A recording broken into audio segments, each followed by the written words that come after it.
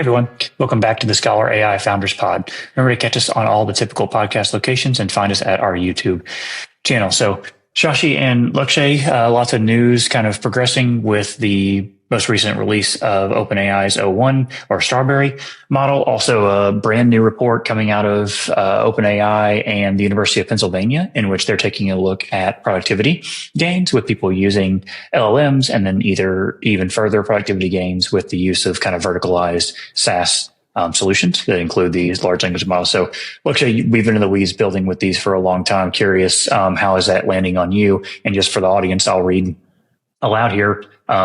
Based on this report, about 15% of all worker tasks they are claiming can be significantly improved, and then that rate jumps to almost 50 or even beyond with kind of these verticalized integrations. So, I guess number one, how do those numbers land on you? Do you feel like that's an underestimation, overestimation? And then what do you think the implications are for us and others? Yeah, I mean, so to comment on the first thing, the O1 models, have been pretty impressed by them in general.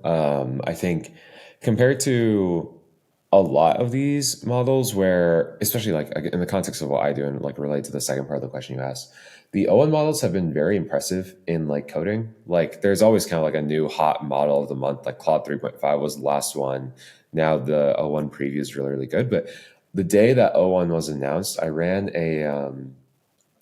I said to like fix a problem in my code, like a gigantic, pretty severe overhaul to the entire file that would be necessary. And it almost one-shot it. Like the only problem with it was just like one tiny little bug that like was very solvable with like just like one line as a fix.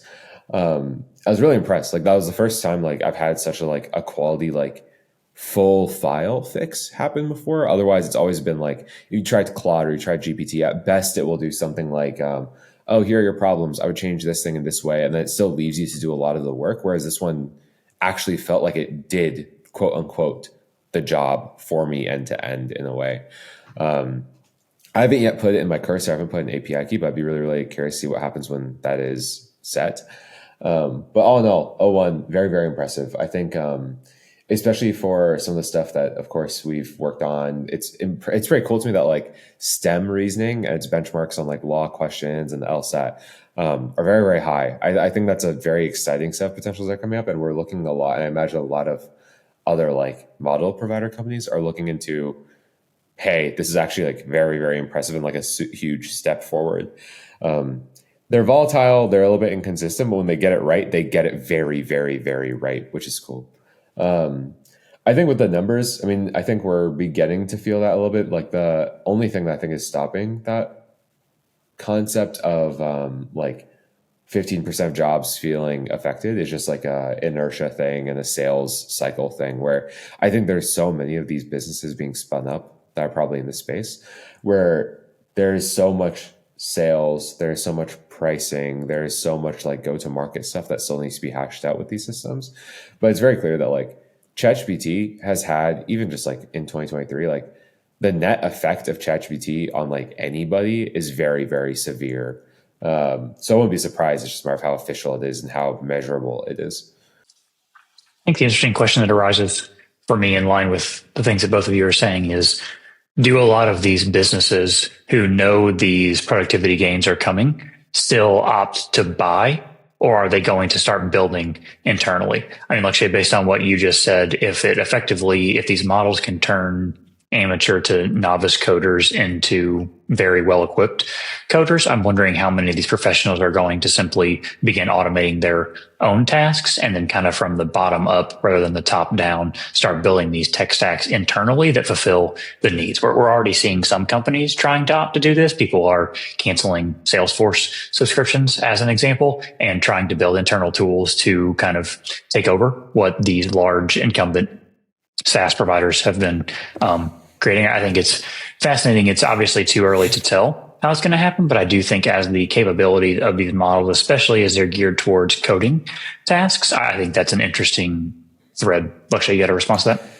Yeah, I think like it doesn't feel to me like we're there yet. I think there's still like a lot of gaps in between like what software engineering is and what these things are currently doing. That's not to say we won't get there, but to me, it doesn't feel like it's quote unquote fulfilled yet. Like I have friends who are like in I have friends who are in like consulting, right? And like in consulting, they're pushing like their own like Deloitte GPTs or whatever equivalent thing, right? That are useful, but the vulnerabilities of those models still exist in like what the common folk use, right? So like training cutoffs, like ability to use tools or call documents and just convenience. I know in a lot of places that like that are non-technical by nature, like sometimes the work and the obvious way to combine an LLM, just the quality of the LLM is just not up there yet to justify using it, right? Like the example I can come up with is I have some friends who are in consulting and like in tax code and such, right? And the LLM has been fine-tuned on new tax code, maybe does RAG on new tax code, but tax code changes every year. And so if the model happens to pick out a sample that's from the wrong year, the consultant was probably better off just picking out like the document themselves and just scanning the page to look for the material, right? So I think there's still like an accuracy problem that's still pretty severe, like across any industry. That includes software engineering, that includes whatever. I mean, the reason I still do work is because these things are not acing problems yet, unfortunately. And with that comes like there's still a human in the loop, but I think you get closer to commoditization of a lot of work. We're just not all the way there yet. And with something with these like reasoning models, like O1, like it seems to be like getting really, really close, but there's also in general just a lot of a job to do that I think currently has not been covered yet. Like code is great, but to get like software up is a different thing than just coding, right? To get a tax code reviewed and to file like a new like patent work or whatever, like it's more than just generate an LLM call and move on with your life. There's a lot of infrastructure that has to surround a lot of that work that currently LLMs are not. The problem is the probability thing, right? If you have 17 tasks to do and the LM gets them 97% right, in aggregate, that's a much lower percentage that you have to be worried about. And that just simply needs a human in the loop still.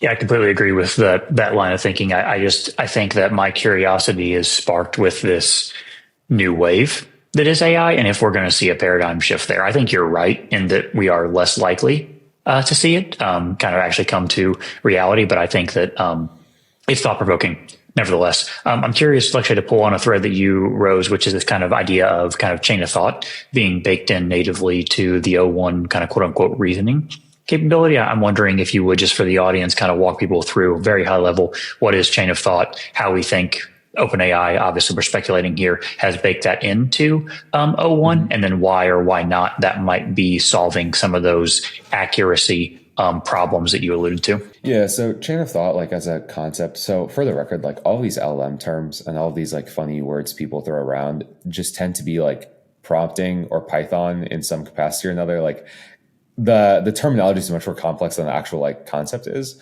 But the idea with chain of thought is that like you can get a model to do one of two things, right? If you are given a task, a human might go ahead and say like, okay, here's this task you've asked me to do. I put dishes in the dishwasher, right? That might mean step 1, rinse the dishes a little bit. Step 2, like shake off the water. Step 3, open up the dishwasher door. Step 4, like roll out the bottom like rack and then put the dish in, roll it back in, close the door, right? That is what chain of thought tries to do, where you try and get the LLM to handle step-by-step movements, basically, in go with the task and get to try and think through what should do first before it executes them. And historically, I mean, like the way these LLMs work is that they're token predictors, right? If you have some massive text, it comes up with a probability distribution about what the next word should be, and it does that 100 times over and over. So conceptually, if you're breaking down the task step by step, the token distribution you're looking at when you're actually ready for the final step should have much more intelligence to make the correct probability predictions. It's pretty interesting. So I've been talking with Coven on our team about the reasoning models a lot. And so OpenAI, they claim to be using like a lot of reinforcement learning to decide like how to action space. So when I just described like this dishwasher example, right? There are potential actions I can take. Like let's say step 1 is arrive at the sink, right? Once I arrive at the sink, maybe the action is pick up hand soap. Maybe the action is pick up dirty dish, right? What OpenAI has claimed to have done is that they've done reinforcement learning on the natural language pieces of this. So choosing the next action in the decision space for like natural language queries is something that they have refined through ML, not just like pure token prediction. That's unconfirmed. There are also conversations of Microsoft having this model called R star, which is a paper that they published publicly, which this thing seems to be pretty similar to, that uses like small language models to construct the decision space and walk down those paths, which then feeds into the larger model. So there's a lot of kind of interesting stuff in there. I think like chain of thought, like prompting, all this sort of stuff, like at the end of the day, it's still kind of like a pretty naive kind of description of a thing that like is kind of hand wavy and feels kind of hocus pocusy in nature. It's like why it works. But conceptually, like it's just been seen in the space of LLMs as causing a pretty notable improvement. And in this case, especially since they've trained what seems to be the decision space in STEM, in law, in like pretty competitive benchmarking cases, it seems that reasoning over science, like understanding like basic physics, understanding like biological interaction is just a lot more likely to be successful than just generating purely random words effectively. I think building on that, the most concise summary I've heard of this is chain of thought effectively tries to decompose these mountain of tasks into bite-sized chunks that the LLM is capable of doing in a single shot, right? So you're just trying to, in series, link single shot prompts back to back effectively to accomplish these difficult tasks that otherwise wouldn't be possible in a single shot. So you're right, to be determined on whether or not this will be ultimately successful, but it does feel like it's a step in the right direction. I also find it somewhat curious that Google went ahead and published their R-star paper. Conventional wisdom is that if it's the best thing you have, you don't publish it. You don't really release it into the wild. So I'm curious to know, or kind of curious to speculate on if Google's strategy there is to try to release it such that the open source community can build on top of it, or if it is almost a red herring to have people chasing that when they think they have something better cooked up internally that they're yet to release. I thought R-star was from Microsoft. You're correct. I'm sorry. I said Google. You're correct. R-star is from Microsoft. Yeah, I'm sorry. At least in correct. That regard. I mean, like there's a whole, I don't think R-star is at the level of O1 is. My impression is that like R-star is like a minor research project in the context of Microsoft, and they released it. And like it being like what ended up being an interesting paper. And people are drawing comparisons to being O1, but like I haven't run R-star myself. I would doubt that compares to what the like O1 model is capable of doing. Like it might just be the base concept off of which something is built off of. But it's that sort of thing where like, especially in the space of like corporate research, like sometimes there's a healthy level of things to be open sourcing, because once you start getting like contributions and like stuff to that like repository, it ends up being like a talent magnet. That's then of course useful if this is going to be the future, right? That, and I think it's a natural extension of the speculation that was happening roughly a year ago with the Q-star algorithm from OpenAI. And there's been speculation that the Q-star algorithm is that machine learning process you were describing that is helping to effectively decompose these tasks for the quote unquote reasoning of O1. Well, again, we're in speculation land here, but I do think that is at least a reasonable kind of hypothesis. So, go ahead. I will say it is funny to me, like all of these, there's plenty of like rumor mills spun up around like, oh my God, Q-star is going to destroy us all. What did Ilya see, et cetera, et cetera. And when this, what is allegedly Q-star finally came out, at best, people are still using it to like, just like, oh, how many R's in strawberry, and it still hasn't made like a discernible, like haunting impact that like so much of Twitter likes to spin up every like year early prediction that they have an opportunity to make. There's an entire thread there of fear mongering on social media for the science of engagement farming, but that one may be better left alone. I'm curious to draw kind of a parallel between or from the productivity gains that people are speculating for these large language models to some of the current trend. We've seen at least two prominent companies, Starbucks and Amazon, over the last couple of weeks with their leadership at various levels kind of resuming this return to office work. So we're seeing people that are being mandated 3 to 5 days back in the office. Lakshya, I'm curious, let's start with you as someone who was previously employed in a remote capacity, number one, how does return to office land for you? And then I think there's some follow-on questions that I would love to dig deeper in. I mean, we've had discussions about this internally. I think in the context of corporate, like, I don't know, sometimes corporate can be I need to be careful with my words. I think sometimes with corporate, like, there's a lot of cases where like people aren't really doing that much of a job anyway. So you might as well just let them work from home, because I don't think you're actually getting a measurable difference by forcing them to like drive into work and then actually sit in the place or whatever. I also have found, in the context of what we do, especially as like a very early stage startup, the productivity gain from being in person is like insanely positive. And we've been like remote for the most part, right? So I have like feelings where like it's very clear to me that like being in person on like a really tight ship works really, really well. I don't know if a lot of corporate runs really tight ships. So you're just adding inconvenience to everyone's life in general. Like if I, for some reason, were hired by Amazon or like got an offer from Amazon, like the choice was between that and like go work remotely at a Meta or something, I'd probably choose the Meta thing by default by a very severe margin. Like optionality is a good thing. I don't want to have to be in the office 5 days a week, as someone who was never in office 5 days a week ever. I think that's well said. And I think, as we've talked about a number of times on this podcast, the coming out of the ZERP era, a lot of these companies were simply overhired. They had bloat, they had corporate bloat. And I actually think a lot of these kind of return to office initiatives are in a way to avoid layoffs, right? Voluntary layoffs, effectively. If people aren't willing to return to office, they would rather find other work. I think the kind of decision makers, and as you're saying, Shashi, the execs at the top of these companies are very happy to see those people go, because it removes the burden of having to let people go from them. And it kind of also allows this kind of opt-in culture to, again, drive efficiency, as you're saying. So I think it's well said. I think a lot of this is kind of, dressed up,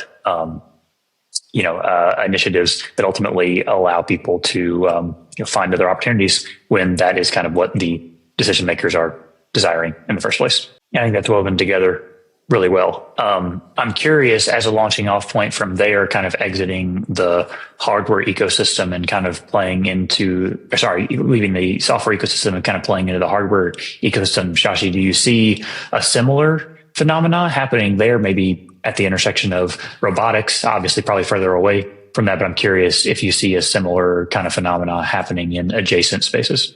Actually, I'm curious to get your thoughts. Do you think that we're going to see a little bit of a groundswell like we did for software in some of the best and brightest students that are going to colleges and universities entering into these other scientific spaces, hardware being one of them, robotics being a subcategory of hardware? But I know you've worked on hardware in the past. We all kind of share an interest for robotics, at various levels. I'm curious what you think.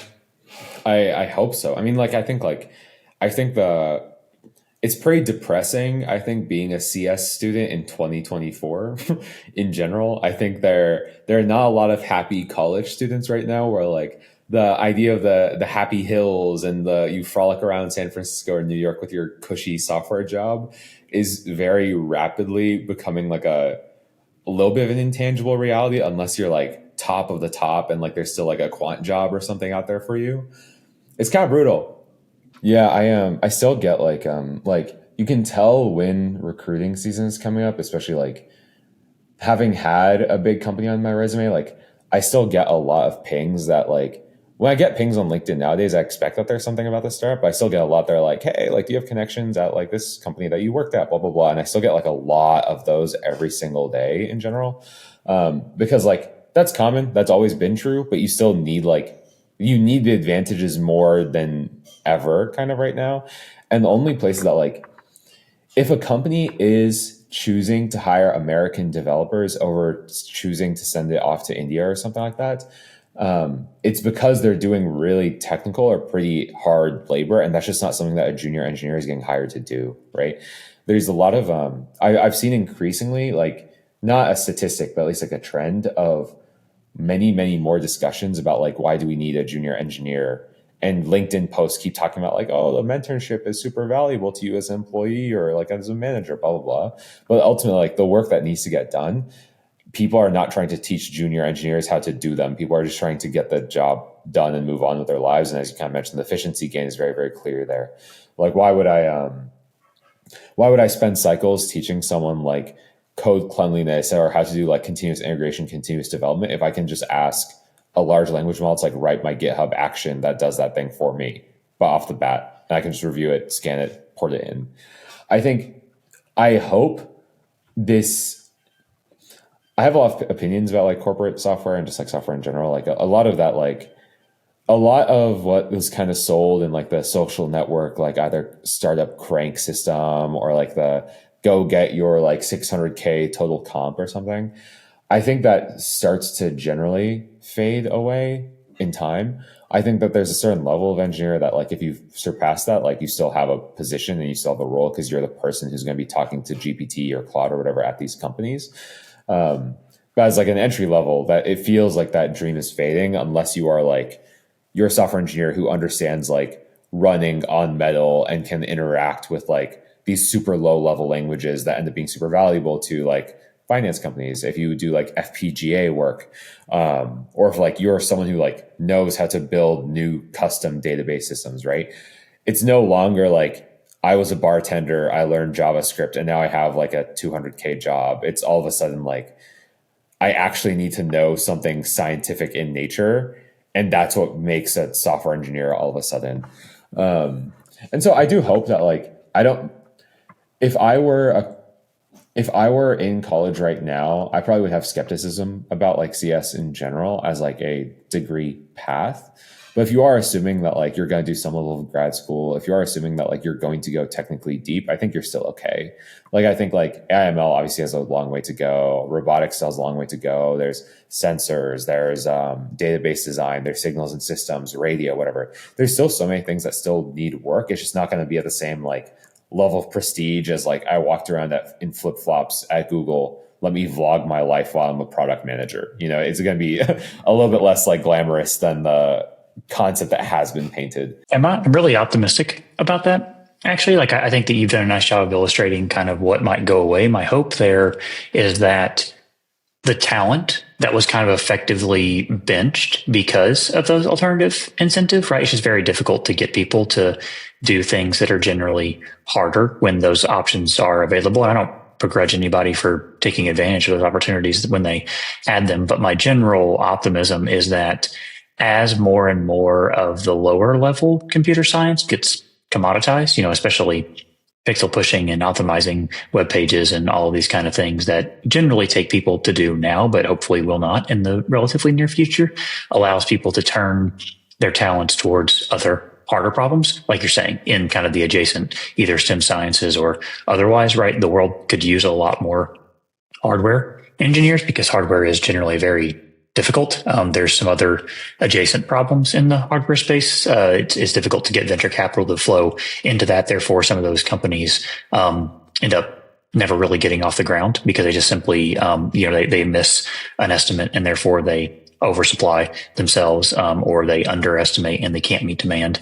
We kind of saw that death cycle a little bit with both Humane and Rabbit, TBD on whether or not those companies are going to survive. I'm not exactly sure we need a AI necklace, so to speak, but I do think some hardware is necessary. Anduril is a great example of a hardware company that's doing really well, but kind of had to do some software in the beginning to sustain that growth, right? They were effectively a data provider to government and other, entities, in essence, to kind of fuel their growth that allowed them to do the very hard, deep tech hardware stuff. So, Shashi, curious how that's falling on your ears.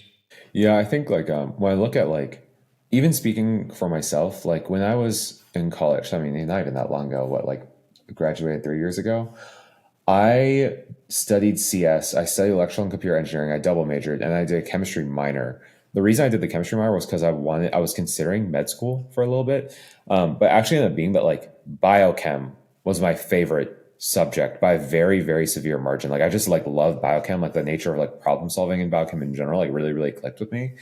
And like speaking personally, like the reason I ended up having a CS degree was purely because of like the job safety more than anything. There's absolutely a universe that like if all things were equal and there was like something related to biochem and like something with hardware involved, like pharmaceutical robotics or something, like I probably would have just like hopped straight into that thing, right? But the incentive structure is misaligned, and that like I could get a much more comfortable job out of college by just having a CS degree from a big school and just using that to my advantage and going to the next thing, right?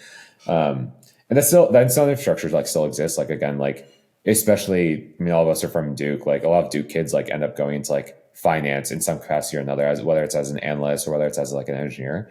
And those are pretty like high caliber levels of engineering, so those will still exist for a while. But like I think if you're looking at like the glamour of the general tech job and like, oh my God, I started working for this Series C startup and started making like an instant 120K salary or something compared to like my like arts background or something, I think that begins to kind of go away very, very rapidly. So the generalized dream of like what the tech job is has a much, much higher floor on it.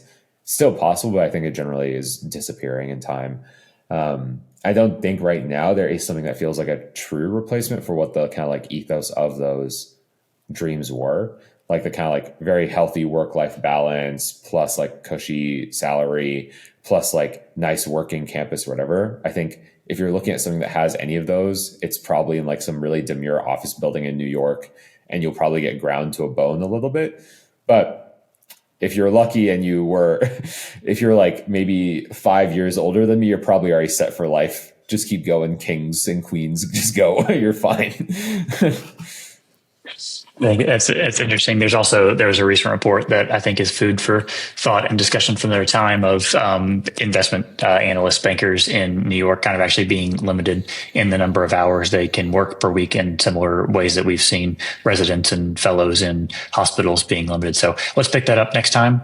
So thank you all for joining us for this episode of the ScholarAI Founders Pod. Reminder to catch us on all the typical podcast locations and find us on our YouTube channel. See you all next week.